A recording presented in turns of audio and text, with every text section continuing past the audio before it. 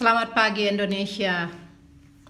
Eh, saya speechless karena hari ini telah ditangkap oleh KPK, OTT pula Mensos karena ada masalah korupsi, diduga korupsi di dana bansos.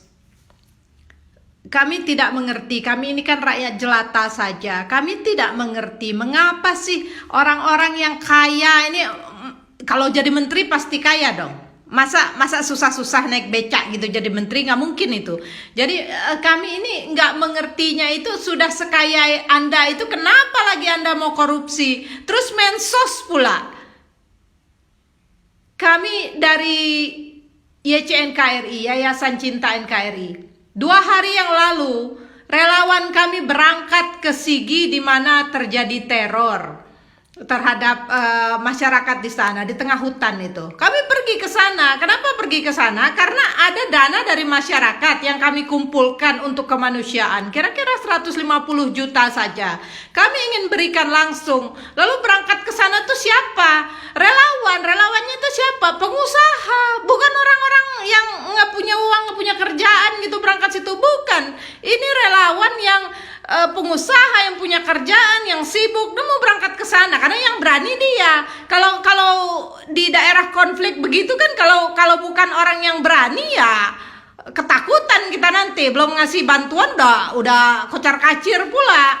Jadi dengan pengawalan lengkap datang ke sana, berbicara dengan masyarakat di sana, bagaimana sedihnya mereka. Yang kita kasih itu cuma 150 juta. Dibandingkan dengan korupsi yang 14 miliar sekian itu nggak ada apa-apanya. Lalu siapa ngongkosin ke sana? Yang ngongkosin ya saya lah sama beliau ini yang relawannya. Kita sendiri nggak ngambil dari uang donasi itu. Itu karena kita berpikir uang donasi itu 150 juta sekian itu harus sampai kepada tangan yang memang berhak. Jadi kenapa kami ini mau bayar? Ada ongkos ke situ sampai tiketnya aja satu orang itu 2,5 juta dari Bali itu. Jadi itu yang berangkat itu 4 orang. Kami yang tanggung. Karena tidak mau memotong sedikit pun, sepeser pun dari uang donasi itu. Lah Anda itu dapat bukan uang Anda sendiri. Itu uang negara, uang bansos untuk masyarakat yang jelas-jelas tidak mampu, apalagi masa corona begini. Jelas tidak mampu masyarakat tuh diambil pula uangnya. Jadi hati Anda itu di mana? Saya kecewa sekali. Saya tahu kalau misalnya ada anak miskin, ada apa, sudah ada pasal 34 harusnya dipelihara oleh negara. Kadang-kadang masyarakat seperti saya ini dan rekan-rekan saya dan para donatur, mereka yang tolong. Nggak apa-apa, itu ladang amal kita. Tapi masalahnya kewajiban Anda itu diambil alih oleh sebagian masyarakat. Andanya korupsi.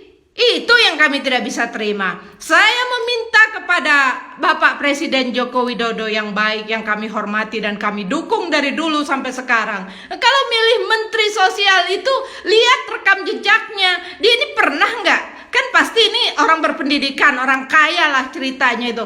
Pernah nggak dia ini dalam kehidupan sosial? Ada nggak dia bantu orang? Kalau nggak usah lah dia jadi Menteri Sosial. Bagaimana dia mau sosial? Seumur hidup juga belum ada rekam jejak bantu orang. Saya bingung kan kalau begitu. Karena tidak pernah merasakan, oh kalau susah tuh begini, begitu. Bantuin gitu. Kalau nggak ada hati nurani, coba dicek dulu. Dicek dulu hati nurani itu ada nggak dari rekam jejak. Kalau nggak ada, ngapa pula dipilih? Ini bukan hanya soal pendidikan. Ini bukan cuma soal kompetensi. Ini soal hati nurani. Jadi tersangka OTT pula. Kami mohon pada Pak Jokowi. Kami mohon, rakyat ini sedang sangat susah. Janganlah pula dikorupsi pula uangnya. Sangat sulit. Seperti kami di Bali ini sangat sulit. Karena nggak ada bisnis, nggak ada kegiatan. Coronanya nggak selesai. Ini korupsi pula, bagaimana rakyat? Ya kami speechless. Tolong Pak Jokowi, tolonglah agar yang kompeten, yang jujur lah sedikit. Nggak jujur 100%, 1000% nggak apa-apa lah. 70% aja. Jujurlah dikit. Ini pilih menteri. Pusing kepala rakyatnya. Nanti matinya bukan karena corona, karena stres ngelihat pejabatnya. Stres ditangkap terus. Kapan pula kita mau maju? Pusing Pak, sebagai rakyat jelata pusing.